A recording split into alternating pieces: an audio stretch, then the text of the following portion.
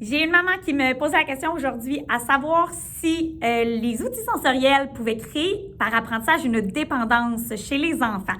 Donc, dans le fond, qui apprennent à utiliser les outils puis que là, ils deviennent dépendants puis qu'ils ne savent plus comment trouver leurs ressources s'ils les ont pas. Et elle, son exemple particulier, c'était à l'heure du dodo. En fait, elle utilise une fan, elle utilise des bruits blancs pour endormir son enfant parce qu'elle s'est rendue compte assez rapidement quand elle était petite que quand il y avait présence des bruits blancs, sa fille arrêtait de pleurer et finissait par s'en aller dans un endormissement. Donc, je te mets l'exemple là, pour t'expliquer est-ce que ça crée vraiment une dépendance avec un autre sens, comme le froid. Hein, c'est comme si je te disais, bien, à force de dormir au froid, fait qu'à force de dormir pas de fan, tu vas réussir à t'endormir.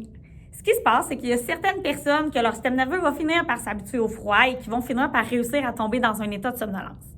Il y a d'autres personnes chez qui leur système nerveux s'adaptera jamais au froid et qui vont toujours rester dans un état d'hypervigilance et que le sommeil va être super difficile à aller chercher.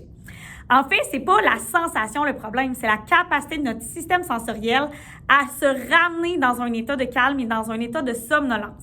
Donc, si je reprends l'exemple de la fan, bien, probablement que cet enfant-là, en l'absence de bruit apaisant, soit qu'il y a plein de bruit dans l'environnement ou le manque de stimulations qui sont régulières, amène pas son système nerveux à être dans un espace de sécurité et d'apaisement. Donc, la fan, ça répond à ce besoin-là. Donc, c'est l'objet qui est utilisé pour réussir à ce qu'elle s'endorme. L'affaire, c'est que si j'enlève la fan, oui, j'ai l'impression que mon enfant, il est dépendant à l'objet.